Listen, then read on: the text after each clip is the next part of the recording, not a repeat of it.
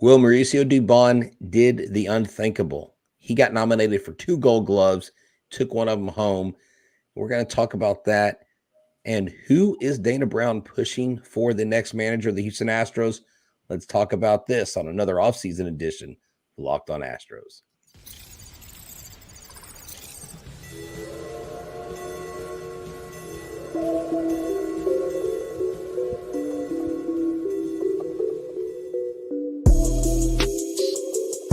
Welcome to Locked On Astros, your daily Astros podcast. Here are your hosts, Eric the Man Huysman and Brett H-Town Wheelhouse Chancey.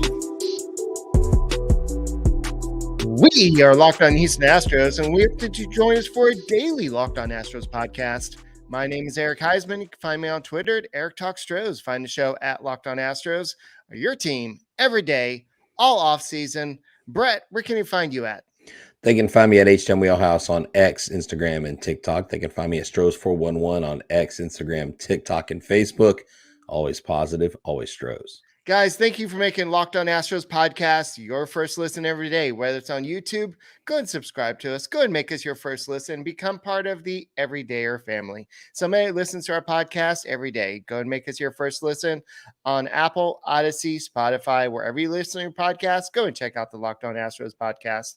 And today's episode is brought to you by FanDuel. Make every moment more. Right now, new customers get $150 in bonus bets with any winning $5 moneyline bet. That's $150 if your team wins. Visit FanDuel.com/locked-on to get started today. So I know the Texans had a pretty dramatic win today. Yeah. And I know the Astros are looking to have a win of offseason. I know a lot of people point back to what happened last offseason. You basically didn't bring your GM back. You didn't have a GM for most offseason. But now this year, you have a situation where you have a GM. Now you can go out there, but you don't have a huge budget. Like you're getting close to the RE luxury tax threshold. So how much is Jim Crane going to go above the luxury tax threshold? Who's going to be the next Astros manager? I know Bob Nightingale had a report about who Dana Brown wants to be the manager for the Houston Astros. Whether that's true or not, we'll see later. And Mauricio Dubon, congratulations. We're all depressed. We're like, I guess nobody from the Astros is going to win a Gold Glove this year. And then the last thing that they picked was the utility guy. And guess what? He's our Mr. Utility guy. He is the guy that could do everything. And that's why you want him on your team. And we'll talk about the Silver Slugger nominations and Hector Neris. He's officially a free agent he's no longer Astro, basically. And so I don't know if he's going to come back. And you want to do a spotlight on somebody in the Arizona Fall League, we'll do that as well. So a lot to talk about in this edition of the Locked On Astros podcast. Yeah, it is. And, to lead off the story that Bob Nightingale came out with. And, sometimes when Bob Nightingale reports, you tend to pause a little bit because you wonder if what he's saying is actually going to come true, if it's fodder. He seems to swing and miss quite a bit. There are a couple of these national reporters that when they say stuff, everybody's looking for Passan or Rosenthal or someone else to kind of confirm this. But I don't think this is a stretch. I don't think this is something that is a mysterious, ambiguous, thing that people are like, well, I wonder where the Astros are going with this. I really believe that Dana Brown understands that Joe Espada is the guy that knows this clubhouse, knows the culture. And Dana Brown came from a place that had a culture that he helped build up. So my thinking is, why would Dana Brown disrupt that and bring someone in from the outside, even someone he's familiar with from like the Braves organization? Not that someone coming in would just be a bull in a china shop and wreck everything. Right. But to me, Espada, the way he carries himself in the clubhouse, he always respected Dusty Baker's position. He never tried to step on his toes. Being in Espada's shoes, you could be a person that would tend to kind of garner some hard feelings towards other people getting a position over you. And that could come out in your performance in games, leak out to the media. I never heard any of that stuff. Joe Espada to me is the ultimate professional. Not only is he a Latin player, but he understands the Latin players. And like I said, he understands the culture. So Bob Nightingale reporting this, Eric, doesn't seem like it's too far-fetched. Yes. So the actual quote from his article says Houston Astros GM Dana Brown is pushing for bench coach Joe Espada to be promoted to as manager to replace Dusty Baker. And I know a lot of us, I know Bob Nightingale also said that he and Brad Ausmus were the leading candidates at one point. Brad Ausmus, depending on who you believe, I don't know if he's even going to interview, but I'm sure he'll get an interview. But we know that Joe Espada has been kind of waiting in the wings, so to speak, working with Dusty Baker, learning the ropes, and he knows what he's doing. He's already interviewed for many teams, and I think this guy is ready. The question is, what does Jim Crane want to do? And so it's Dana Brown wants Joe Espada, so the ball's in Jim Crane's court. So does he want to go with a rookie manager, so to speak, or does he want to go with somebody with some experience, like a Craig Counsell, like somebody, Ron Washington, Walt Weiss, some of the other names we've been talking about over the past couple of weeks? So that's something that Jim Crane has to do some soul searching, because Joe Espada, he knows this team. He knows their weaknesses. And one of the games the Astros did win in the ALCS was that game where Dusty Baker did have to leave, and then all the magic happened. Yeah, exactly. And Dusty Baker did. I remember he addressed that, and he said that plan was in place to have those guys pinch hit earlier in the game. I mean, I don't know. Maybe he did, maybe he didn't. But at the end of the day, it just makes sense. Joe Espada is the guy that I've always wanted. I have kind of talked about, maybe a Washington, maybe a Weiss, someone different, with your home woes and the way your team hits at home. Do you need just any kind of shift to get these players that are already, look, Alex Bregman's not going to prepare differently for a game because a new manager comes in. Jose Altuve is not going to change his routine. Yordan Alvarez, like, these guys are veterans, they're established, so they don't really necessarily need this.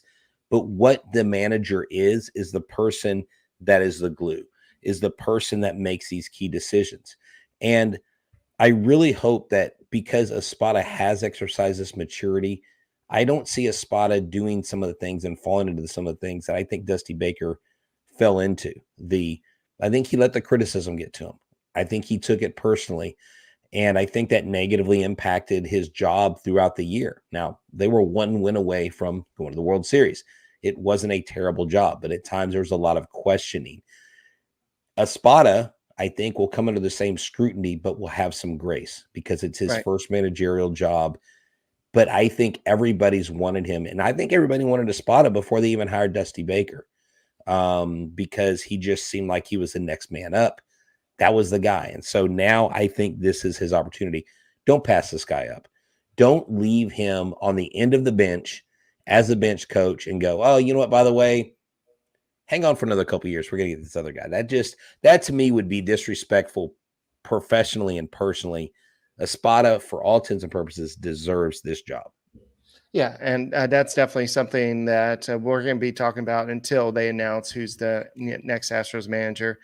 Joe Espada has done enough, but like I said, is Jim Crane, who wants to win now, is he going to go with a rookie manager? So that's something that we can continue to discuss later. Also, Mauricio Dubon, he wins the Gold Glove, not at second base like a lot of people were kind of hoping, but at a much needed position for the Houston Astros.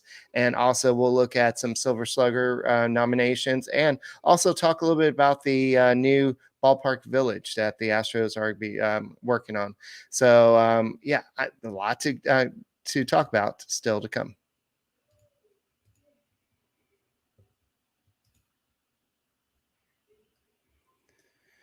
All right, if you guys are ready for some action, let me tell you, score early this NFL season with FanDuel, America's #1 sportsbook.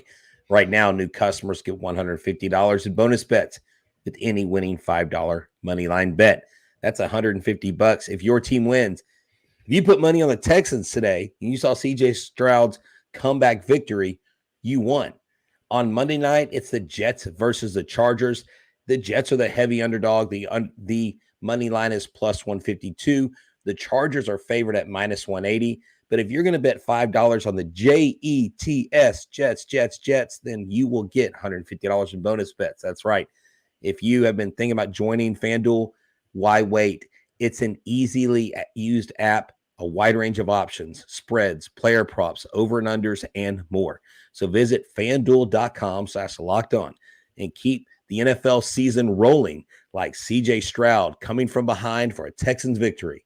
FanDuel, the official partner of the NFL.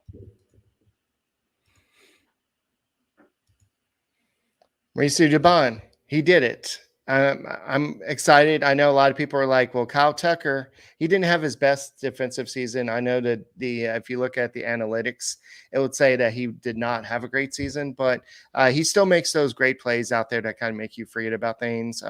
You also had Alex Bregman was another finalist, but Matt Chapman beat out Bregman, and also you had Adolis Garcia won it in right field. And so you also had Dubon going for second base, and some guy named Zach. Who won second base? Andreas Jimenez from the Guardians. Okay, so Dubon edged Zach McKinstry, and the Rays Taylor Walls for the utility award. So he was the super utility for the entire American League. So congratulations. He played every position for the Houston Astros except for pitcher and catcher. So he was out there. Could he be the platinum winner since he was nominated for 2? Typically, but I honestly think someone asked that earlier. I think the platinum winner is probably going to go to Matt Chapman. Matt Chapman just had a year, dude. He's a great third baseman. I mean, if we didn't have Alex Bregman, I would want Matt Chapman, I think, over just about anybody in this league.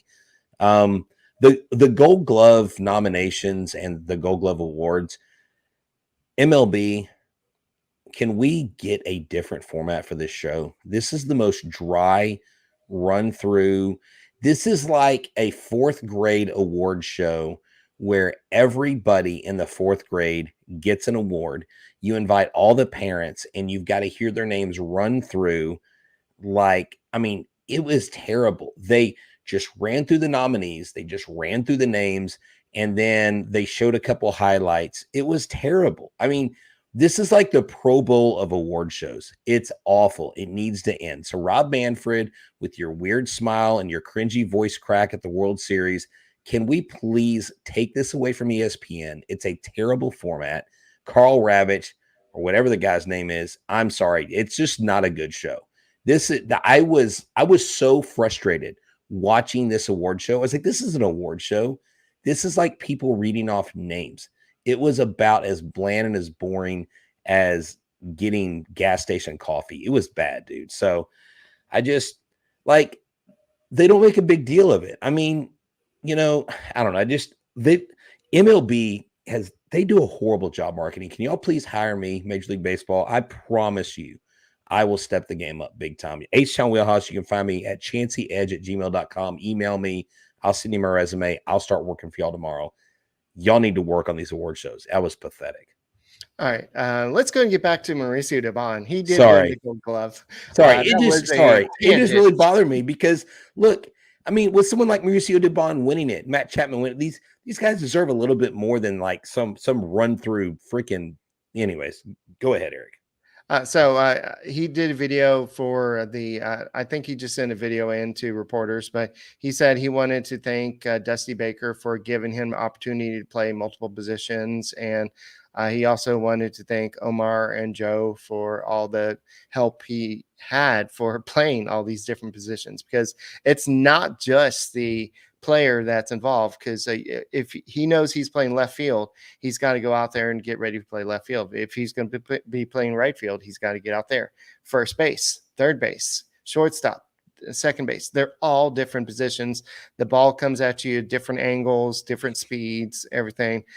Like third base is probably you probably get the hardest hit balls of everything, so you have to be ready. And so for him to do that. And he said last month, he said that the trade to Houston was the best thing for my career. Yeah, I got smarter.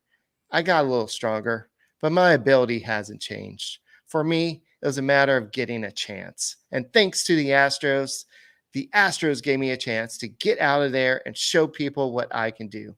So good job, Mauricio Dubon. You did it. Oh, no, he did. And, this is the difference between a ball club that values you and your talent and a ball club that doesn't. And clearly, the San Francisco Giants mismanaged and mishandled Mauricio Dubon because the way the Astros put him in place, and then he was forced into that position, taking over for Altuve. I mean, those are big shoes to fill. You're talking about a guy that's come in that is quote unquote a fan favorite, but that's his marketability. And we knew he had defensive skills, but he was weak in some and, stronger in others. And, he would kind of play this position, play that position. And everything you want a utility person to be, he became, not only with his glove, but with his bat. Whether he was on the bench or whether he was in the starting lineup, whether he was pinch hitting, it didn't matter.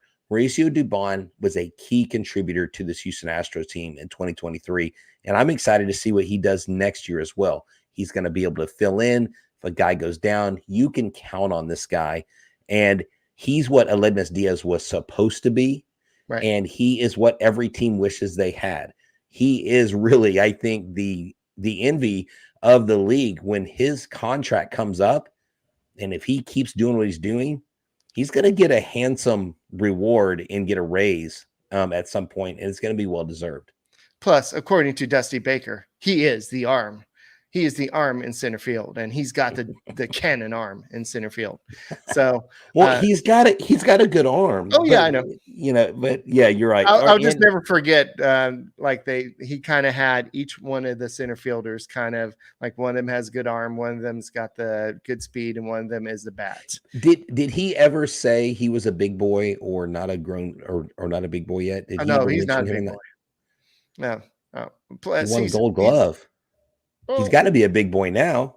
He's not Alvarez. He's not Bregman. He's not going to be big boy territory for Dusty Baker. You have to earn your stripes. And I think he's honorary big boy. Okay. All right. Chaz McCormick wants a word with you because he's still not honorary big boy. So you know what is going to be a big boy for the Houston Astros? It's going to be this new downtown Ballpark Village that they're going to have. It's going to be right next to the ballpark. This is something that a lot of ballparks are doing, a lot of teams. The Braves ballpark, I forgot what they called it. It's called the Battery, I believe. The Battery, yes. The Battery is, I haven't been there, but from what I understand, it's pretty cool. You can go and it's kind of just like an area where it's like entertainment. There's hotels and there's just stuff for you to go hang out with before the game. And so this weekend they went ahead and they went and presented their proposal, and it's going to be a 2-acre site. It's going to be bordered by Texas, Capitol, and Hamilton. And it's going to be basically where the the home plate, that old. It's where the parking lot is now. Yeah, right. It's where they tore down the home plate grill. It's a parking lot that's actually owned by Jim Crane. And so that whole area is going to turn into just a megaplex. There's going to be a big screen where you can watch the game outside of the stadium. Mm-hmm. So hopefully you're going to improve some of the downtown, I guess, life outside of the stadium during the game. So maybe you don't have to have a ticket. Eric, I went to the ALCS Game 5, and I went and hung out at Texas Live there, right there next to Globe Life, right on the campus of it. That's if it's going to be anything like that is an awesome experience. That is a fun place to go. They've got arcade games and all that stuff. So I'm hoping the Astros match that or one up them and just have a place even better, because it's really neat to be in the area, even if you're not at the game. Whether my opinions were actually heard or not, but I was asked my opinions about what should be at that, what type of restaurants and what type of places should be there. And I think I'd suggested, if you're going to have a green area, have it where there's a little mini baseball diamond there, just so kids can go play and the parents can just walk around and just drink and enjoy watching game with the big screen or something like that. So we'll see if any of that gets taken care of. But it's going to be about $9.6 million to create this. But this is going to not just help the Astros, it's going to help the community. It's going to help bring in more employment, but it's going to keep interest in downtown area all year round, not just during the Astro season. Because what do you hear about all the restaurants and stuff around that area? Oh, well, during baseball season, it's really popular, but then after that, it kind of slows down a little bit. So right. I think this will kind of bring more life to downtown area and become more of a, let's go here, let's get there early, and maybe you'll get some more butts in the seats early in game too. Now, but this isn't going to start until after the 2024 season. Is that correct? Right. Yeah, I believe so. Yeah, Yeah. so you won't see it next year. You may see construction start next year, but they'll probably wait till after the season. It says work can begin in November of 2024. So yes. Oh, okay, yeah. So it would be the end of the season, 2024. And I'm sitting here monitoring the chat. There is a lot of chatter about this Cuban pitcher, about this Japanese pitcher that's being made available. I think the Astros are one of the teams that scouted this Cuban pitcher, and I would like to at some point bring back on Phil Seelig of Cuba Dugout, because he's done a deep dive recently. I've been retweeting some of his articles. Right. So if you follow us on Twitter, we'll get him on and we'll find out about some of these players, because even though the Astros have had 20 plus Cubans in their system, we haven't necessarily developed a lot of Cuban players other than outside of Yordan Alvarez. Most of the guys that we've come in have been already like in the pros, like a what's his name? Colonel Perez, was that his name? And then Alednis, Cionel Perez, Alednis Diaz, those guys were already pros. But I would like to see the Astros get some of these Cuban guys and really develop them through our system over the long term. Yes. Guys, thank you for making the Locked On Astros podcast your first listen every day. Whether it's on YouTube, go and subscribe to us. Go and make us your first listen on Apple, Odyssey, Spotify, wherever you listen to your podcast. Go and check out the Locked On Astros podcast, please, and go and make us your first listen. Become an everydayer and join the club. It's spreading like wildfire, and we just want you to join as well. All right, so let's go and move on to the Silver Slugger nominations. You have that list, Brett? Yeah, we have. You have 3 Astros on there. You have Kyle Tucker, you have Alex Bregman, and Yordan Alvarez. I don't think he deserves to be on there. I'm just kidding. Just kidding. Eric. Just kidding. Yes. No. Kyle Tucker, I mean, what you remember most recently is his playoff debacle. But during the season, he led the league in RBI. Yordan Alvarez, when he was healthy, was one of the best hitters, and if not the best hitter, I think, on the planet right now, all around. And then Alex Bregman. He's just, his OPS, his ability at the plate to get on base, even when he doesn't get hits, but to get extra base hits, to get doubles, things like that. These are 3 guys that I think deserve this nomination. Right. You hated that Jose Altuve also wasn't in there. You wondered if maybe he missed a lot of season. He did miss a lot of season, but it would have been cool to see. I mean, Yordan missed quite a bit too, but he's still in there. As he did. Yeah, that's true. So yeah, I like the nominations. Yeah, but so moving on, Hector Neris is now a free agent. So he officially declined his player option, $8.5 million. So he signed a 2-year deal back in 2022. So he had, so now he is a free agent for 2024. So he's looking for a lot of money. So that money you signed Rafael Montero for, you could be using possibly for this guy. So unfortunately, it's just sometimes when you don't have a GM, you kind of allocate your funds for the wrong pitcher. And I think that's possibly what the Astros did there, but we'll have to see. Yeah, unfortunately, the Montero debacle, shut you out of the Neris sweepstakes. I think you just raised the price on Neris when you did that. You didn't realize what kind of season Neris was going to have. But to me, Neris is the guy that you would pay because he's had more years where he's proven that he can not only relieve, but he can close. I mean, he can do it all kind of. And he's got that fire. I really wish you could go back in time and maybe sign Neris to that contract instead of Montero He and was extend under Neris. contract at the time. So I know. Well, you could have extended him instead of signing Montero to the 5th highest relief pitcher contract in the league, which he clearly was overpaid. Sometimes I think these guys do get paid this because they do something for a team. They're a part of a great run. And sometimes clubs award them. You know, this is a guy, though, honestly, Montero, I think, holds value. I honestly wouldn't mind, and the Astros aren't going to do this. Why don't you pay $5 million of his salary? Trade him, tell a team you're going to pay part of his salary.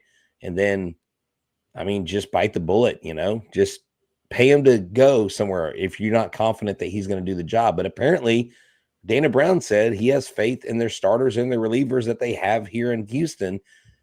And Hector Neris isn't a part of those plans. So you wonder, will he come back and will they sign a deal for him? Because they're only like $7 million, like you said, under the CBT. And I don't see anywhere that I get the good feeling that Crane is going to overspend this offseason. Cody Bellinger is the only guy I would be like, yeah, let's go out and spend some money for. But at the same time, that'll be kind of risk because he's had his ups and downs. And last year he had a great season, but we don't know if that's really who we're getting. So it's kind of a risk at that point. That's a huge risk. That's right. Because he would be 20+ million, wouldn't he? Yeah. And if you're not going to open 12 million, I believe. Yeah. If you're not going to open the pocketbook for Kyle Tucker this offseason, you sure as heck aren't going to open the pocketbook for someone like Cody Bellinger. Josh Hader, I would love to have. I see that in me comments. too, yeah. But Trevor Hoffman as his agent or whatever's going on with that situation, I think he wants to be a closer. And I don't think with the Astros, he's going to be a closer.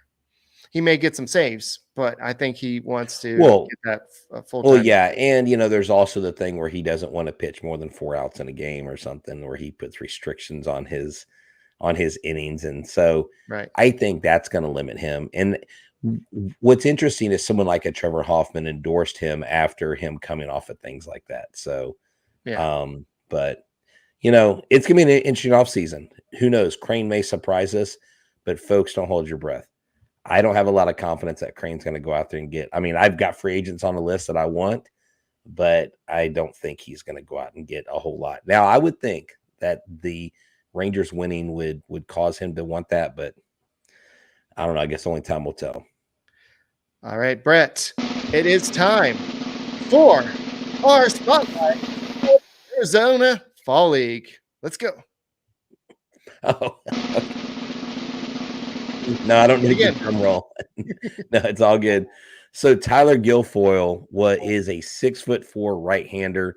He has basically become one of the team's top performers. You probably haven't heard of him. He was an 8th rounder in the 2022 draft. He's got high strikeout stuff. He punched out 34.7% of the batters that he faced between Single A Fayetteville and High A Asheville, en route to becoming one of the elite prospects. And recently in a game, he basically went out there, struck out 5 batters, and he landed 40 of his 62 pitches for strikes. And he says, I'm not necessarily relying on my fastball, but I had really good feel for the location of where it was going. He said, my fastball plays well in the zone, and I was able to throw it on both sides of the plate. And the cutter was a supplemental to that. I was throwing it to the lefties, throwing the changeup away to the lefties as well. I mixed them up, kept them on their toes, and that's what helped me be successful. He posted a minuscule 1.59 ERA across 51 innings in 2022, a performance that earned him first-team All-Southeastern Conference honors. So this Tyler Guilfoyle, 23 years old, is a guy that we need to pay attention to because he is someone who might make an impact on the Astros sooner rather than later. All right.